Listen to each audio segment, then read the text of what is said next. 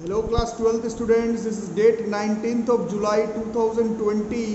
आज से हमारा चैप्टर स्टार्ट हो गया क्लास 12th फिजिक्स का सेकेंड यूनिट स्टार्ट हो गया इलेक्ट्रिसिटी।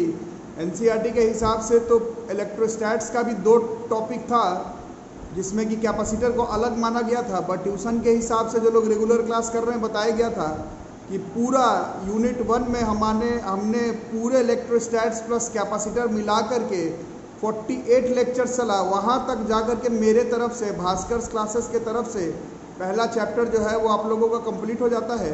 यहाँ से हम लोग अपना सेकंड चैप्टर स्टार्ट करेंगे, करंट इलेक्ट्रिसिटी या फिर इलेक्ट्रिसिटी। तो इस चैप्टर को पढ़ने से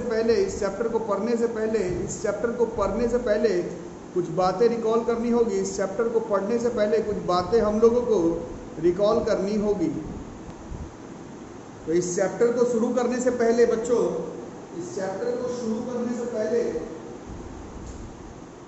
हम लोग थोड़ा सा इस चीज को जान लेंगे कि इलेक्ट्रोस्टैट्स का 48 लेक्चर चला, और उसके बाद जो बच्चे मेरे साथ टच में हैं फोन पर, चाहे व्हाट्सएप पर या किसी ऑफलाइन मोड पर, उन लोगों को इलेक्ट्रोस्टैट्स का पूरा assignment plus homework school level plus JEE level पर नीट लेवल पर प्रोवाइड कर दिया गया है। तो जो बच्चे मेरे साथ टच में नहीं हैं उनका 48 लेक्चर्स में चैप्टर खत्म। जो लोग मेरे साथ टच में हैं उन लोगों को होमवर्क असाइनमेंट मिला है, वो आपको धीरे धीरे बनाना है, सेशन एंडिंग तक बनाना है।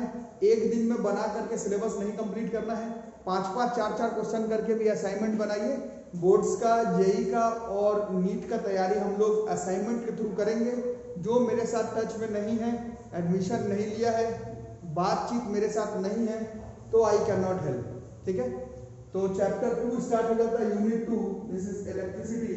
जो लोग बाई चांस मेरे साथ टच में है और उन लोग को होमवर्क असाइनमेंट नहीं मिला है तो मेरे को फोन करके एक बार रिकॉल कर देंगे, चाहे व्हाट्सएप कर देंगे।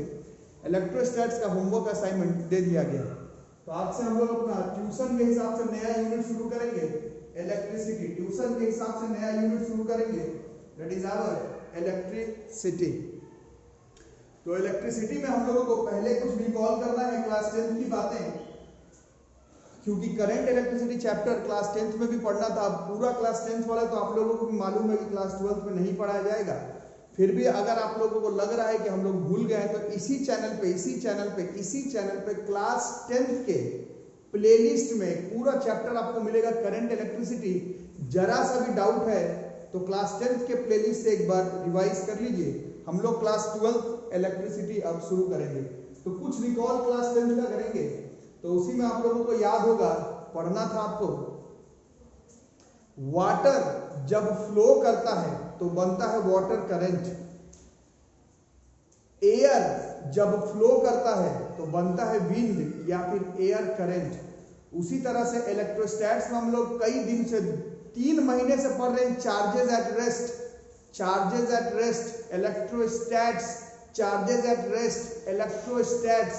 अब सेकंड चैप्टर है, अब चार्ज रेस्ट में नहीं होगा, अब चार्ज फ्लो करेगा। जिस तरह से रिवर फ्लो करता है तो वाटर करंट, या वाइस वर्सा, वाटर फ्लो करता है तो रिवर करंट, एयर फ्लो करता है तो विंड, या फिर विंड फ्लो करता है तो एयर करंट कहते हैं। उसी तरह से चार्ज जब फ्लो करे, इट कंस्टिट्यूट्स इलेक्ट्रिक करंट। बाकी आप क्लास 10th का रिकॉल कर लें और या फिर मेरे ही प्लेलिस्ट में जाकर के देख लें। बाकी हम लोग लिखेंगे इलेक्ट्रिक करंट के बारे में।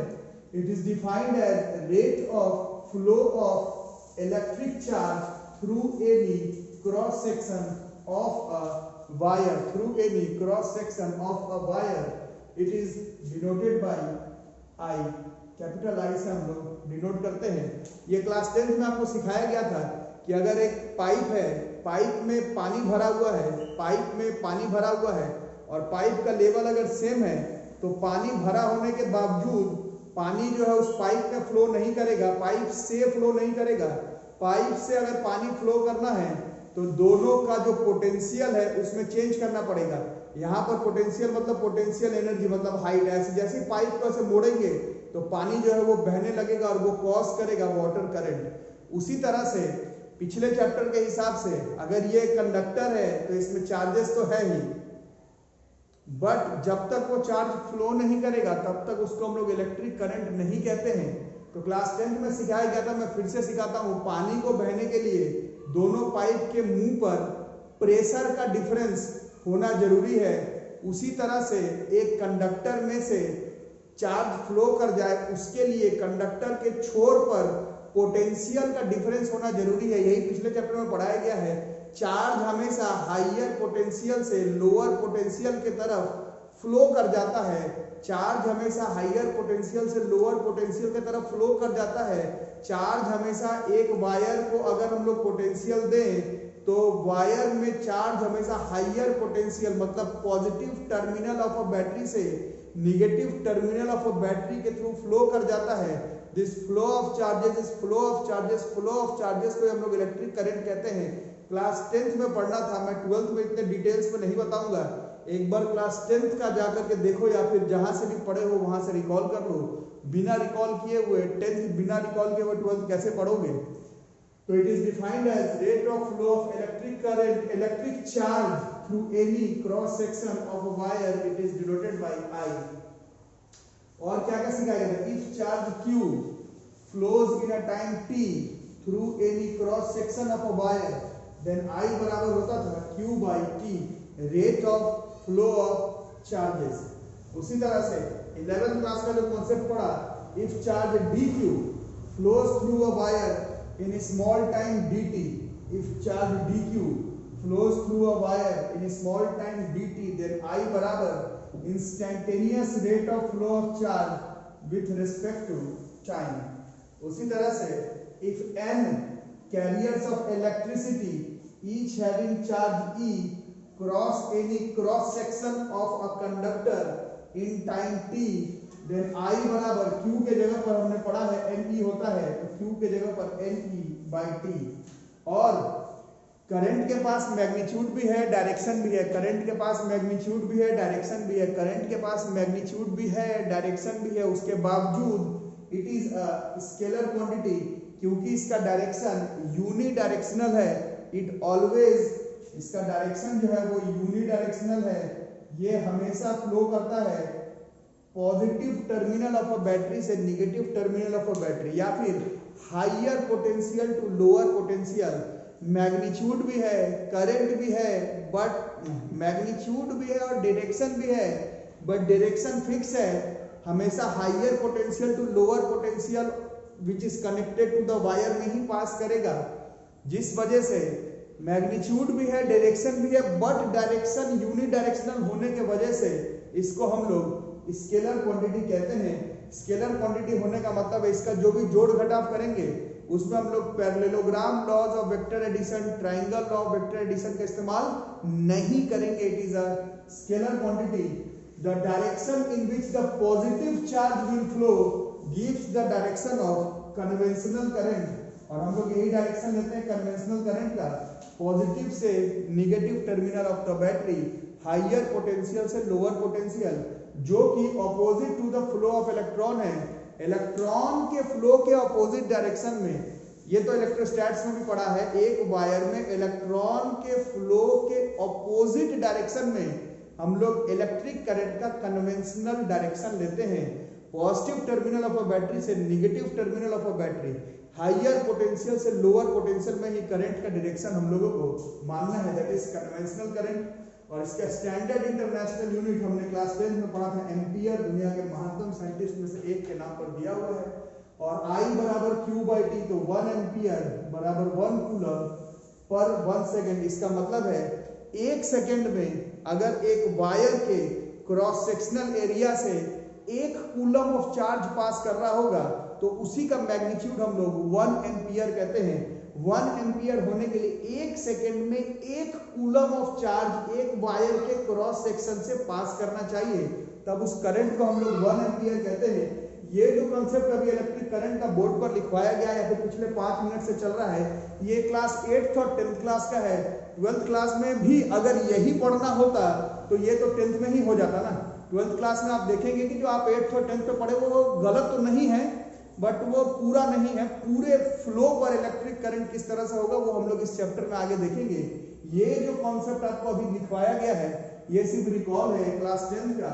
10th क्लास के बेसिस पर इलेक्ट्रिक करंट के बारे में हम लोगों को इतना आइडिया होना चाहिए। उसके बाद हम लोग इस चैप्टर को 12th क्लास बेसिस पर शुरू करेंगे।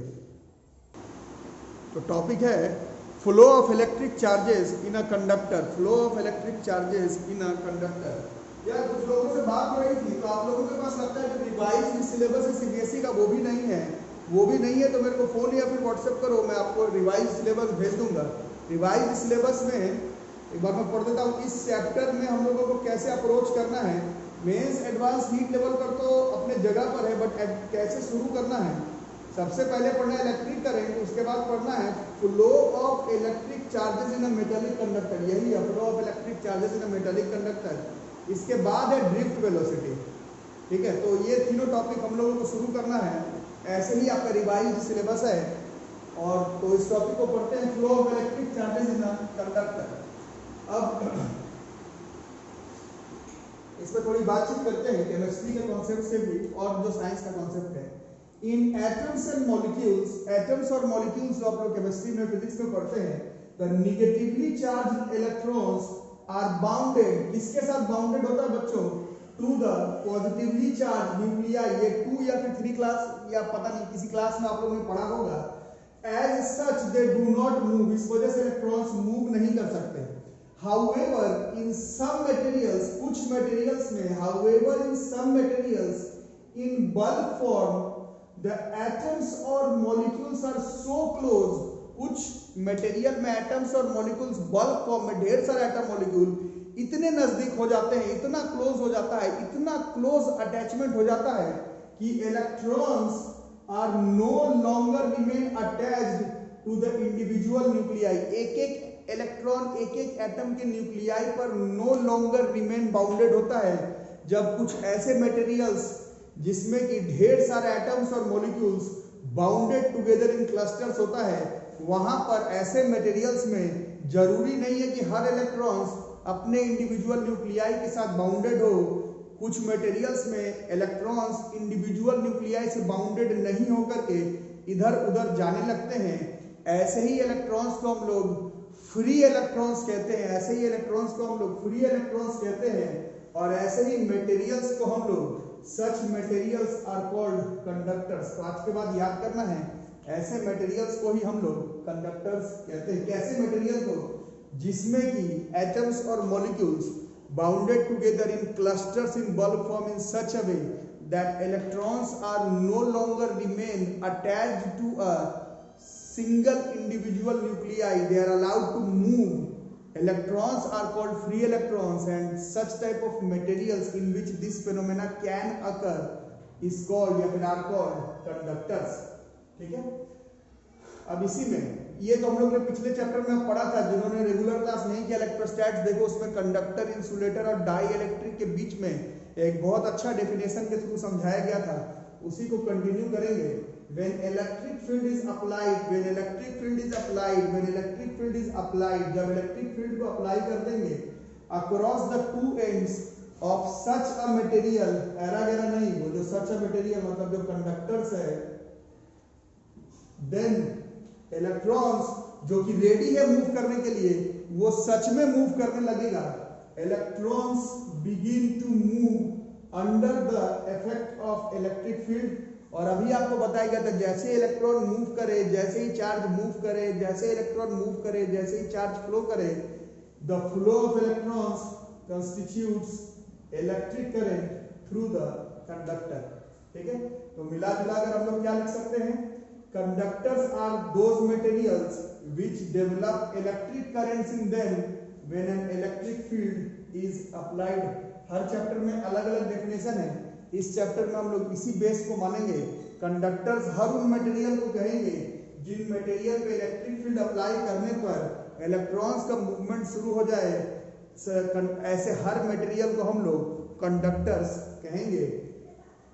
इसमें नोट बना करके लिखना नहीं, मैं बोल देता हूं। जो लोग वीडियो में मेरे साथ जुड़े हुए हैं, जो केमिस्ट्री में आप लोग, फिजिक्स में आप लोग पढ़ते हैं, electrolytic solution, cathode anode electrolysis वाला, उसको इस चैप्टर में हम लोग फोकस नहीं करेंगे।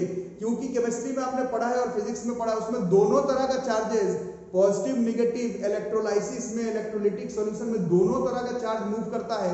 एक कैथोड के पास जाकर के अटैच कर जाता है, एक एनोड के पास जाकर के अटैच कर जाता है। दोनों चार्जेस जहां मूव करे वो भी कंडक्टर्स है, वो इलेक्ट्रोलाइटिक सॉल्यूशन वाला कंडक्टर्स है। और उन कंडक्टर के बारे में इस चैप्टर में फिलहाल डिस्कशन नहीं करेंगे। इस चैप्टर में हमारा फोकस होगा इलेक्ट्रॉन को मूव करवाने का, हाइयर पोटेंशियल से lower potential of a battery के तरफ चार्ज को फ्लो करवाने का। तो इलेक्ट्रोलाइटिक सॉल्यूशन वाले कंडक्टर्स को हम लोग इग्नोर मारेंगे इस चैप्टर में। इस चैप्टर में हम लोग flow of electric charges in conductor में इलेक्ट्रोलाइटिक सॉल्यूशन वाला कंडक्टर्स को कंसीडर नहीं करेंगे।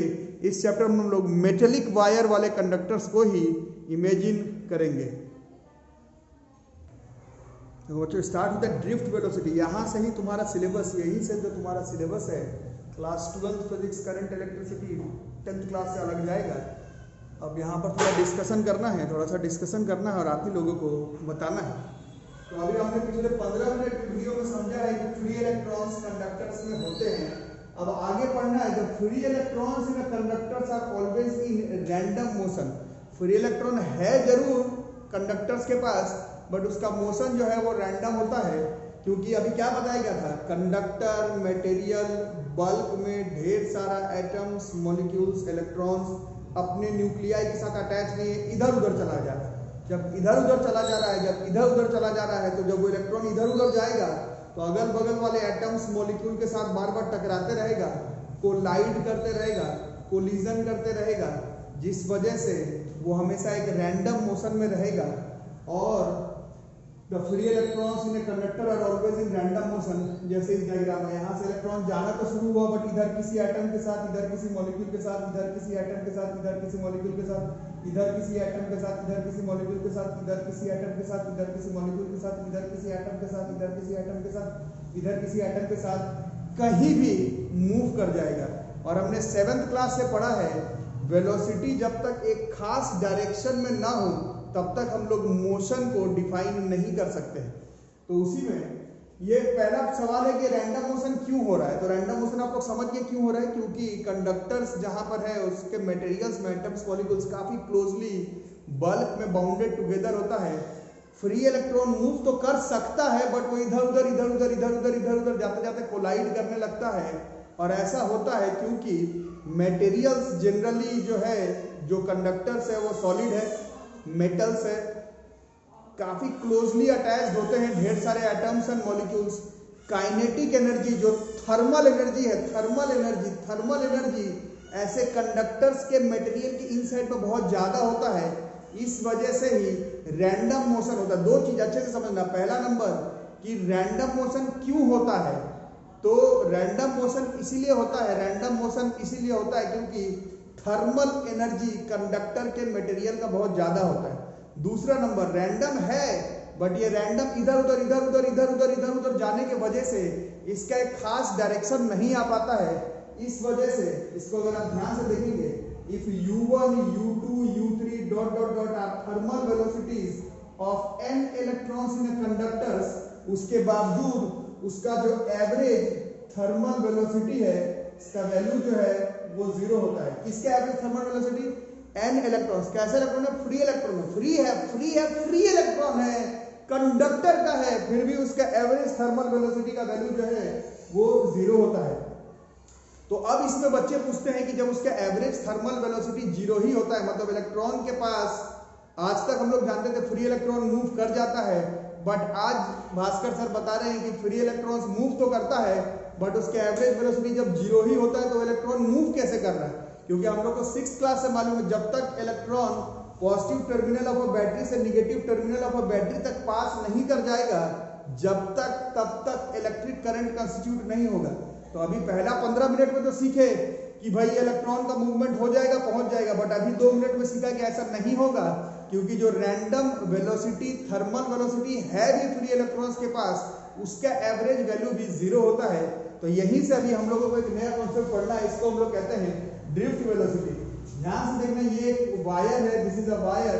इस वायर में however when some potential difference is applied across the two ends of a conductor, positive negative, ये जो फ्री इलेक्ट्रॉन था, ये मान लो ये हमारा फ्री इलेक्ट्रॉन है, ये जो फ्री इलेक्ट्रॉन है, अब उसमें जैसे ये निगेटिव से निगेटिव, ये जो निगेटिव से निगेटिव, ये जो निगेटिव से निगेटिव, ये जो निगेटिव से निगेटिव, ये जो निगेटिव से निगेटिव के वजह से जो फोर्स लगेगा, उस फोर्स के वजह से वो जो इलेक्ट्रॉन है जो कि रैंडम इधर उधर जा रहा था, बट अब इस फोर्स के वजह से क्या होगा, उसका डायरेक्शन फिक्स हो जाएगा।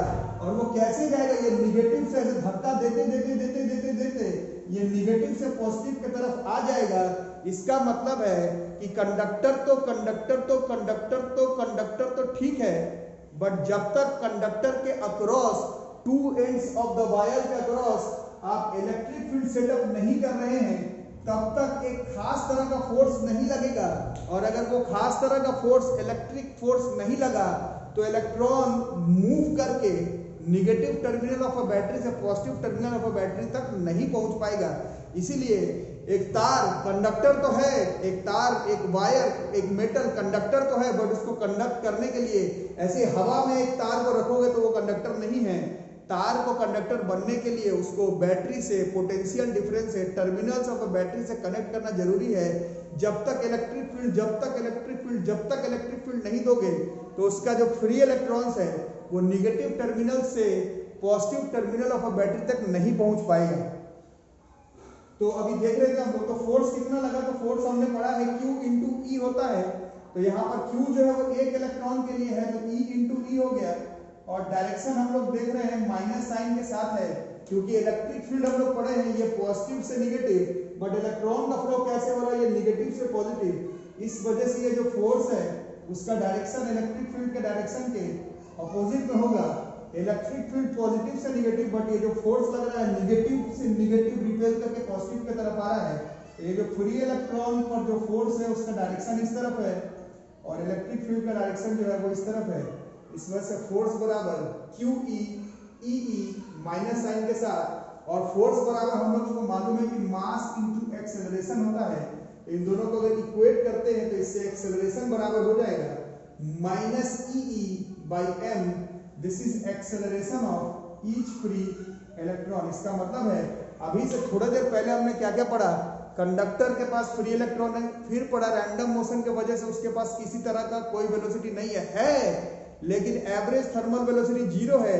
लेकिन ये वाला जो एक्सेलरेशन मिल रहा है इलेक्ट्रिक फील्ड लगाने की वजह से, इसके वजह से भले उसके एवरेज थर्मल वेलोसिटी 0 हो गया, बट ये वाला एक्सेलरेशन मिलने के वजह से वो फिर जाना चाहेगा negative terminal of a battery से positive terminal of a battery के पास। ठीक है, पहले यहां तक लिख करके रखो, फिर आगे का कॉन्सेप्ट देखते हैं कि आखिर ड्रिफ्ट वेलोसिटी किसको कहते हैं। पहले यहां तक लिख लो।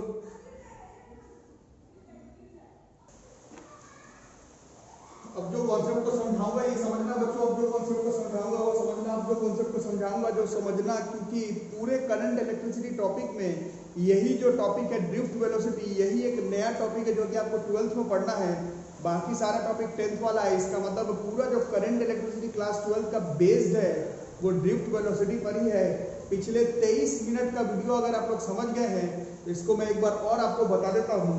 कंडक्टर, मटेरियल, ढेर सारा atoms and molecules bounded together, electrons are not fixed to their individual nuclei, electrons can move due to their thermal energy of conductor. Move कर रहा है तो उसके पास वेलोसिटी है, उस वेलोसिटी को हम लोग थर्मल वेलोसिटी कहते हैं, बट रैंडम मोशन के वजह से उस थर्मल वेलोसिटी का वैल्यू 0 है। उसके बाद उन सारे फ्री इलेक्ट्रॉन्स को अगर हमारे पास एक कंडक्टर है उसमें अगर एक इलेक्ट्रिक फील्ड लगा दिया, तो थोड़ा देर पहले आपको पता चला कि सारे इलेक्ट्रॉन्स पर एक इलेक्ट्रिक फोर्स लगेगा। उस फोर्स के वजह से सारे फ्री इलेक्ट्रॉन का क्या होगा, एक्सेलरेशन। अभी तक हम लोग पढ़ चुके थे। अब ध्यान से सुनना, ध्यान से पढ़ना, ध्यान से सुनना, ध्यान से पढ़ना, ध्यान से सुनना, ध्यान से पढ़ना। जैसे ही वो फ्री इलेक्ट्रॉन एक्सेलरेट किया due to electric field, accelerate किया ही था कि वो फिर अपने बगल वाले एटम मॉलिक्यूल के साथ जाकर के टकरा जाएगा, कोलाइड कर जाएगा, और फिर से उसका वेलोसिटी जो है वो 0 हो जाएगा। बट क्योंकि फिर से उस पर तो लगातार इलेक्ट्रिक फील्ड है, तो वो फिर से क्या करेगा, वो इलेक्ट्रॉन फिर से एक्सेलरेट करेगा, फिर थोड़े देरी के लिए एक्सेलरेट करेगा, फिर कोलाइड कर जाएगा, फिर खत्म, फिर एक्सेलरेट करेगा, फिर टकराएगा, फिर खत्म, फिर एक्सेलरेट करेगा, फिर टकराएगा, फिर खत्म। ये जो एक कोलिजन से दूसरे कोलिजन के बीच का जो टाइम है, जब तक वो फ्री इलेक्ट्रॉन एक्सेलरेट कर पा रहा है, उस टाइम को हम लोग रिलैक्सेशन टाइम कहते हैं। नाम अलग है, रिलैक्स का मतलब रिलैक्स करना होता है, बट यहाँ पर थोड़ा कॉन्सेप्ट अलग है। यहाँ पर रिलैक्स मतलब रिलैक्स नहीं है, यहाँ पर रिलैक्स है कि एक इलेक्ट्रॉन जब इलेक्ट्रिक फील्ड के इन्फ्लुएंस में एक्सेलरेट किया तो वो बस थोड़े टाइम के लिए किया, क्योंकि जस्ट आगे जाकर ही वो दूसरे एटम मॉलिक्यूल के साथ टकरा जाएगा। बट जितने टाइम के लिए एक्सेलरेट किया वो free electron under the influence of electric field, उस टाइम को हम लोग रिलैक्सेशन टाइम कहते हैं। अब अच्छे से सुनना कि अब क्या क्या है। उस फ्री इलेक्ट्रॉन के पास एक एक्सेलरेशन है और एक टाइम है, और एक्सेलरेशन इनटू टाइम होता है वेलोसिटी। ये वाला जो वेलोसिटी है वो ऐड हो जा रहा है कौन से वेलोसिटी के साथ? शुरुआत में फ्री इलेक्ट्रॉन के पास कौन सा वेलोसिटी था? बोलो, थर्मल वेलोसिटी था। अब कौन सा है? एक्सेलरेट इनटू टाइम वाला एक और वेलोसिटी है। थर्मल वेलोसिटी का एवरेज कितना था? 0। बट ये जो एक्सेलरेशन इनटू टाइम वाला वेलोसिटी है, उस वेलोसिटी से ही बार बार टकराते टकराते फिर एक्सेलरेट, फिर टकराते, फिर एक्सेलरेट, फिर टकराते, फिर एक्सेलरेट, फिर टकराते हुए electron positive terminal of a battery से negative terminal of a battery तक पहुंच जाता है। और ये वाला जो वेलोसिटी है, थर्मल वेलोसिटी तो 0 हो गया, थर्मल वाला वेलोसिटी का रैंडम मोशन के वजह से तो 0 हो गया। बट ये वाला जो वेलोसिटी बचा, एक्सेलरेशन इनटू रिलैक्सेशन टाइम वाला, इसी वेलोसिटी को हम लोग ड्रिफ्ट वेलोसिटी कहते हैं। ड्रिफ्ट तो अंग्रेजी का वर्ड है। ड्रिफ्ट का मतलब क्या होता है? थोड़ा एक डेफिनेट डायरेक्शन में मूव करना। तो जैसे ही टकराया 0 हुआ, ड्रिफ्ट करके एक खास डायरेक्शन में चला जाता है इलेक्ट्रॉन। ये रैंडम मोशन के वजह वाला नहीं है, इलेक्ट्रिक फील्ड अप्लाई करने के बाद वाला है। और ऐसा एक फ्री इलेक्ट्रॉन के साथ नहीं होगा, उस कंडक्टर के साथ मौजूद सारे फ्री इलेक्ट्रॉन के साथ होगा। सारे फ्री इलेक्ट्रॉन का जो ये ड्रिफ्ट वाला वेलोसिटी है इनफाइनाइट है, उन सबका जो एवरेज निकालते हैं उसी को हम लोग फिजिक्स में ड्रिफ्ट वेलोसिटी से कंसीडर करते हैं। उसी तरह से वो जो रिलैक्सेशन टाइम है वो किसके साथ होगा? वो सारे इलेक्ट्रॉन्स के साथ होगा। एक इलेक्ट्रॉन नहीं है एक कंडक्टर में, इनफाइनाइट इलेक्ट्रॉन्स है। सब सारे इलेक्ट्रॉन का रिलैक्सेशन टाइम निकालना हमारे बस की बात नहीं है, इसलिए सारे इलेक्ट्रॉन्स का एवरेज रिलैक्सेशन टाइम को ही हम लोग रिलैक्सेशन टाइम कंसीडर करते हैं। कितना होगा नहीं होगा वो अभी देखते हैं। देखो, the short time for which a free electron accelerates, अभी आपको बताया गया एक शॉर्ट टाइम के लिए ही वो फ्री इलेक्ट्रॉन एक्सेलरेट करेगा बिफोर इट फिर से इट अंडरगोज अ कोलिजन। ये जो शॉर्ट टाइम है, शॉर्ट टाइम को हम लोग कहते हैं रिलैक्सेशन टाइम। अभी थोड़ी देर पहले बताया गया एक्सेलरेट तो करेगा, क्यों करेगा वो सब मैं समझा दिया, बट वो थोड़े देर के लिए करेगा, क्योंकि करने के बाद फिर से कितना भी इलेक्ट्रिक फील्ड डाल दो, कितना भी एक्सेलरेट करवा दो, बट वो फिर से टकरा करके 0 हो जाएगा। बट जितने कम टाइम के लिए वो एक्सेलरेट किया था, उस टाइम को हम लोग रिलैक्सेशन टाइम कहते हैं। अब देखो, therefore if an electron, लिखते भी रहो, having thermal velocity u1, ये तो पहले से था उसके पास, लेकिन अब थोड़ा एक्सेलरेट भी कर रहा है for time tau1, ये tau है, tau1, ठीक है, टाइम 1 कुछ भी लिख दो, before it suffers a collision, then उसका फाइनल वेलोसिटी कितना हो गया? टकराने से पहले, टकरा गया तो फिर 0 हो जाएगा, टकराने से पहले कितना हो जाएगा? तो हमने equation of uniformly accelerated motion छोटे क्लास में पढ़ा था, v बराबर u प्लस at, वही हो जाएगा। ये वेलोसिटी है, this is drift velocity, this is v1 is equal to u1 उसका थर्मल वेलोसिटी है। एक्सेलरेशन अभी थोड़ी देर पहले बताया गया, जैसे ही एक फ्री इलेक्ट्रॉन को इलेक्ट्रिक फील्ड में लगा हुआ एक्सेलरेट करेगा और एकदम कम टाइम के लिए, क्योंकि उस टाइम के बाद वो फिर से टकरा जाएगा। तो ये जो v है u1 प्लस a tau1, ये जो v है इसी को हम लोग ड्रिफ्ट वेलोसिटी कहते हैं। अब इसमें कुछ लोग पढ़ने में अच्छे हैं, उन लोग बताएंगे कि सर ये v बराबर u प्लस at सिर्फ हम लोग तब इस्तेमाल करते हैं जब एक्सेलरेशन यूनिफॉर्म होता है। तो यहीं पर अभी थोड़ी देर पहले एक्सेलरेशन का फॉर्मूला आया था, e by m, e constant है, charge of an electron, electric field applied constant होगा और मास ऑफ एन इलेक्ट्रॉन भी कांस्टेंट होगा, जिस वजह से a की वैल्यू कांस्टेंट होगी। और a अगर कांस्टेंट है, यूनिफॉर्म है, तभी हम लोग v बराबर u प्लस at का इस्तेमाल कर सकते हैं। तो ये जो v बराबर u प्लस at है, ये जो v है ये u थर्मल वाला है, और एक्सेलरेशन इनटू टाइम से जो फाइनल वाला वेलोसिटी है, जस्ट दोबारा टकराने से पहले का, इसी वेलोसिटी को हम लोग ड्रिफ्ट वेलोसिटी कहते हैं। और अभी आपको डेफिनेशन बताएगा कि ऐसा एक इलेक्ट्रॉन के साथ नहीं होगा, जितना फ्री इलेक्ट्रॉन है सबके साथ होगा। सबका जो एवरेज वाला होता है उसको ही हम लोग फिजिक्स में ड्रिफ्ट वेलोसिटी कंसीडर करते हैं। तो एवरेज कैसे निकालेंगे? तो अगर एक इलेक्ट्रॉन के साथ ये हुआ तो दूसरे के साथ क्या होगा? v बराबर u plus a tau 1, v3 बराबर u3 प्लस a tau 3, उसी तरह से vn बराबर un plus a tau n। a देख रहे हो, a1 a2 a3 नहीं हो रहा, a यूनिफॉर्म है। तो अब डेफिनेशन क्या बताया था? Drift velocity is defined as, यही वाला है बट एक इलेक्ट्रॉन का है और एक कंडक्टर के पास ऐसा ढेर सारा इलेक्ट्रॉन है, तो उसके एवरेज निकालेंगे। Drift velocity is defined as the average velocity with which free electrons in a conductor get drifted. सब लोग ड्रिफ्ट कर रहे हैं बट सबके एवरेज निकालेंगे तब उसको ड्रिफ्ट वेलोसिटी हम लोग मानेंगे। और ये क्यों ड्रिफ्ट कर रहा है? शुरुआत में तो नहीं कर रहा था, बाद में ड्रिफ्ट क्यों किया बताओ? क्योंकि इसमें हमने एक इलेक्ट्रिक फील्ड लगाया था जिसके वजह से एक्सेलरेट होकर के ड्रिफ्ट कर रहा है under the influence of an external electric field applied. तो ये हो गया हमारा ड्रिफ्ट वेलोसिटी का फॉर्मूला या फिर डेफिनेशन। ये v1 v2 v3 vn ये सब ड्रिफ्ट वेलोसिटी अलग अलग इलेक्ट्रॉन का। तो एक कंडक्टर में इनफाइनाइट अलग अलग इलेक्ट्रॉन का ड्रिफ्ट निकालना पॉसिबल नहीं है, तो सबका हम लोग एवरेज निकाल लेते हैं। तो एवरेज कैसे निकालेंगे? v1 plus v2 plus v3 plus dot dot vn by n। अब v के जगह पर u1 plus a tau 1, u2 plus a tau 2 dot dot dot un plus a tau n by n। अब इन सबको अलग अलग लिखेंगे अगर, तो u1 plus u2 plus u3 plus dot dot dot un by n plus a सब में common है तो अंदर tau 1 plus tau 2 plus tau 3 dot dot dot tau n by n। अब इक्वेशन 1 से याद करो, ये थर्मल वेलोसिटी का एवरेज है।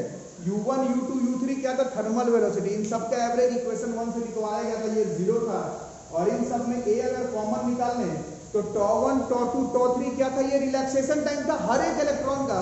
अब हर एक इलेक्ट्रॉन का अलग अलग रिलैक्सेशन टाइम निकालना पॉसिबल नहीं है, इसलिए इन सब का भी एवरेज निकाल लेते हैं। इसको हम लोग कहते हैं एवरेज रिलैक्सेशन टाइम। तो एवरेज से लिखते हैं या फिर टॉ भी लिख देंगे तो काम चलेगा। तो ये क्योंकि 0 ही हो गया तो ड्रिफ्ट वेलोसिटी बराबर कितना बताइए? ये जब 0 ही हो गया, ये a हो गया और इस पूरे के जगह पर टॉ एवरेज लिखिए तो v बराबर a इंटू टॉ एवरेज हो गया। और a का फॉर्मूला थोड़ा देर पहले डिराइव किया था, माइनस ई बाई एम था। तो आज के बाद यही ड्रिफ्ट वेलोसिटी का फॉर्मूला हो गया। Drift velocity is minus e by m. तो ये ड्रिफ्ट वेलोसिटी का फॉर्मूला है और ये माइनस वो कर रहा है कि जो ड्रिफ्ट वेलोसिटी है वो किस तरफ, अभी थोड़ी देर पहले डायग्राम बनाया गया था, इलेक्ट्रिक फील्ड अप्लाइड के ऑपोजिट डायरेक्शन में वेलोसिटी है। ये माइनस इस तरह से है।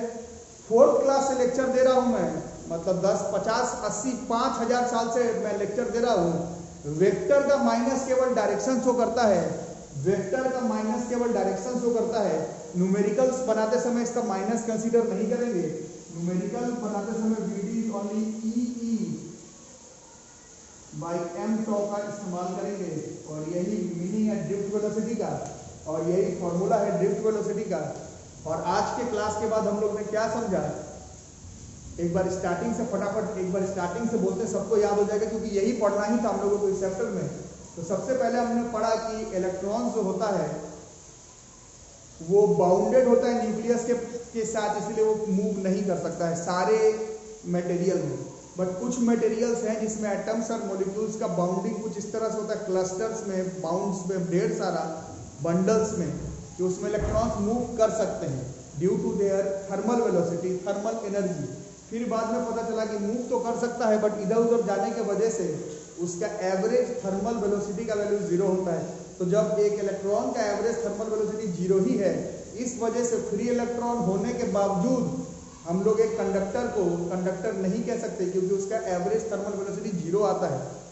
वेलोसिटी ही 0 है तो इलेक्ट्रॉन जाएगा कैसे? तो उसके लिए हम लोग को क्या करना है, उस कंडक्टर के दो छोर को positive terminal of a battery और negative terminal of a battery से अटैच करना है, इलेक्ट्रिक फील्ड प्रोड्यूस करना है, प्रोवाइड करना है। उस इलेक्ट्रिक फील्ड के वजह से फोर्स लगेगा हर फ्री इलेक्ट्रॉन पर, जिसके वजह से उसमें एक एक्सेलरेशन होगा फोर्स के वजह से। उस एक्सेलरेशन होने के वजह से वो अपना पाथ जो रैंडम था वो ड्रिफ्ट करके एक खास तरफ आना चाहेगा, बट वो खास तरफ जो आएगा वो हमेशा के लिए नहीं, एक खास टाइम के लिए आएगा। उसको हम लोग रिलैक्सेशन टाइम कहते हैं। क्योंकि थोड़ा सा एक्सलेट होकर ही वो फिर से कोलाइड करके कोलिजन हो जाएगा। तो उस कॉन्सेप्ट को, वो जो टाइम जिसके थ्रू, जिस टाइम के लिए एक फ्री इलेक्ट्रॉन एक्साइटेड एक्सेलरेट करता है, उसको हम लोग रिलैक्सेशन टाइम कहते हैं। और वो जो एक्सेलरेशन इनटू टाइम और इनिशियल वेलोसिटी से, एक थर्मल वेलोसिटी था और एक्सेलरेशन इनटू रिलैक्सेशन टाइम से जो वेलोसिटी हुआ उसको हम लोग ड्रिफ्ट वेलोसिटी कहते हैं। इसी वेलोसिटी से इलेक्ट्रॉन ड्रिफ्ट करके एक खास डायरेक्शन में जाना चाहेगा, पॉजिटिव टर्मिनल से नेगेटिव टर्मिनल के पास, बट ऐसा हर एक फ्री इलेक्ट्रॉन के साथ होता है। तो वो जो रिलैक्सेशन टाइम है वो हर एक फ्री इलेक्ट्रॉन का नहीं निकाल के एवरेज निकालते हैं, और वो जो ड्रिफ्ट वेलोसिटी है वो भी हम लोग हर एक इलेक्ट्रॉन का नहीं निकाल करके एवरेज निकालते हैं। और जिस एक्सेलरेशन से फ्री इलेक्ट्रॉन एक्सेलरेट करता है वो क्योंकि E/m टॉ है, और अगर E आपका यूनिफॉर्म है, फिक्स है, तो ये एक्सेलरेशन जो है वो फिक्स आता है। और एक्सेलरेशन अगर फिक्स आता है तो इसमें हम लोग यूनिफॉर्म एक्सेलरेशन का इक्वेशन यूज कर सकते हैं। ये कॉन्सेप्ट है ड्रिफ्ट वेलोसिटी का।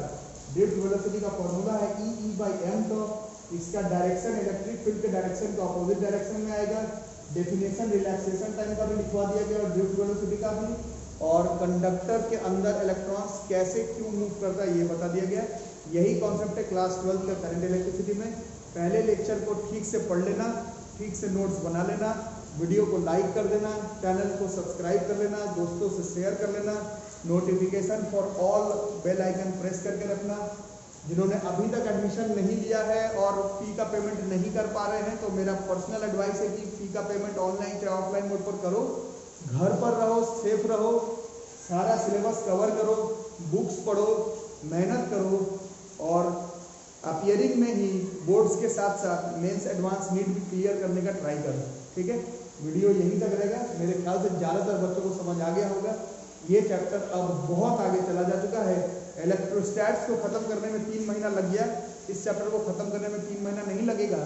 ये वैसे में भी 8 से 7 लेक्चर में खत्म हो जाना था, ऊपर से आपका सिलेबस कट ऑफ किया गया। ये चैप्टर बहुत जल्दी खत्म हो जाएगा। ड्रिफ्ट वेलोसिटी को समझ करके रखो, फॉर्मूला लिख करके रखो, चैनल को सब्सक्राइब करके रखो, और हमारा काम इस चैप्टर में बन जाएगा। अगर वीडियो पसंद आ रहा हो तो लाइक करो, समझ में आ गया तो कमेंट सेक्शन में बताना कि आप लोगों को ये टॉपिक ज़बरदस्त तरीके से समझ में आया कि नहीं, ये ज़रूर से बताना। ठीक है, थैंक यू।